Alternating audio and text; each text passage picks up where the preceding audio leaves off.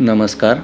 वैदिक विश्व या यूट्यूब चॅनलवर आपल्या सर्वांचे स्वागत. साधना, साधक आणि दिव्यानुभूती भाग 33.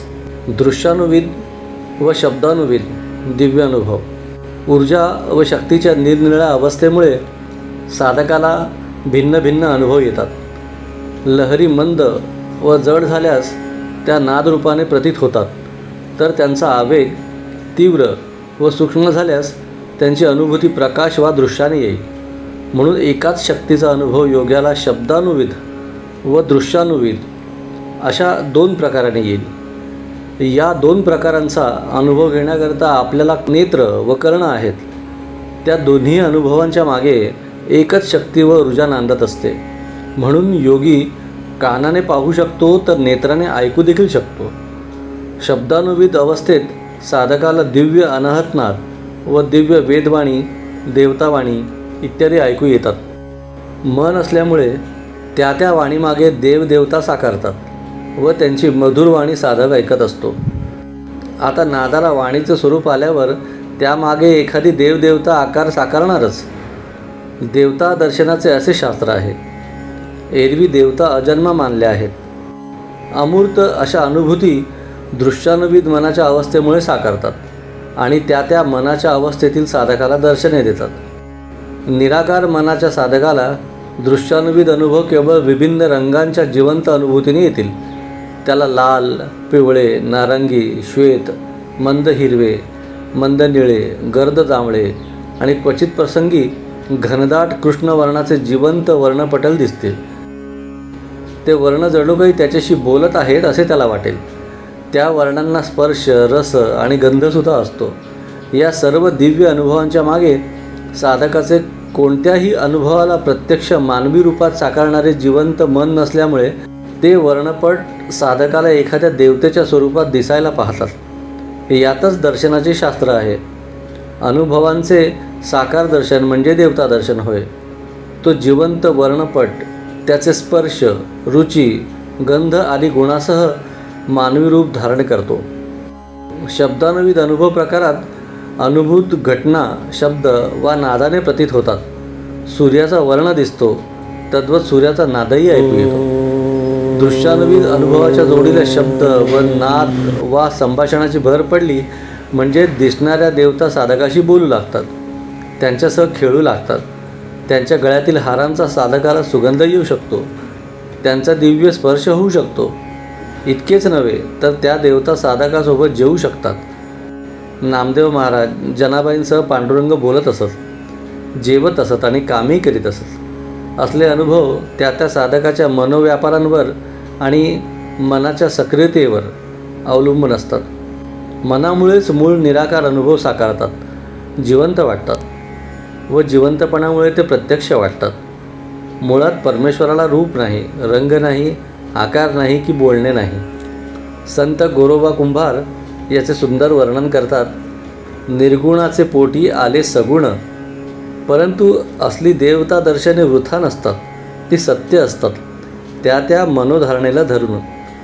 दर्शने म्हणजे भ्रम वा हॅल्युसिनेशन्स नसून ती एक उच्च सक्रिय मनोअवस्था आहे. उच्च सक्रिय मनाचे ते विधायक रूप, एक प्रोजेक्शन ज्याला म्हणता येईल तसे आहे. भ्रम आणि दर्शन यात बरेच अंतर आहे. निर्भेळ मूळ सत्याला जाणण्याकरिता देवता दर्शनाच्याही पलीकडे जावे लागेल. सत्य हे आकार, शब्द, रस, स्पर्श, गंधात नसून त्या पलीकडील दिव्य अनुभूती रहित अवस्थेत आहे. ते कसे असते? शब्दात तर ते सांगता येत नाही. तेथे अनुभव हेच प्रमाण. वेदातील नासदीय सूक्त त्या दिव्य अवस्थेचे ते शब्दातीत वर्णन शब्दात करतात. नासदासिन्नो सदासित्तदानी नासिद्रजो नो यो मा परोयत किमावर्यः कुहकस्य शर्मनभा किमासिदः गहनं गंभीरं न मृत्युरासीदमृतं न तर्हि न रात्र्या अहन आसीद प्रकेतः आनिदवातं स्वदया तदेकं तस्माद्धान्यन्यपरः किंचनास. ऋग्वेद 10:129, 1 आणि 2.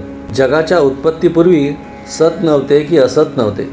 त्यावेळेस व्यक्त अवस्था नव्हती किंवा अव्यक्त व्योम नव्हते.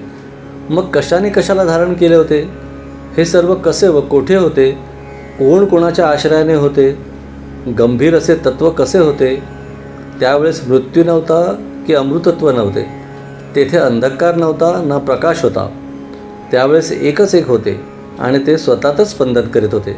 मग ते काय होते? जगातील विद्वानांनी या नासदीय सुक्तांची मुक्तपणे प्रशंसा केली आहे. सगुण निर्गुण भक्तिज्ञान. साधना अनुभव न घेणाऱ्या लोकात सगुण श्रेष्ठ की निर्गुण श्रेष्ठ, भक्तिश्रेष्ठ की ज्ञान असले वाद विनाकारण उत्पन्न होत असतात. अनुभव नसले की असले निरर्थक वाद उत्पन्न होत असतात. अनुभव साधकाला कमी बोलू देतात. तो अधिक गंभीर बनून अमृत अनुभव प्राशन करीत असतो.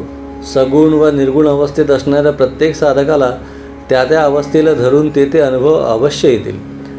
त्या दृष्टीने निर्गुण प्रकृतीच्या साधकाला रंग, स्पर्श, शब्द, रस, गंध इत्यादी तन्मात्रा रूपाने सगुण अनुभव येतातच.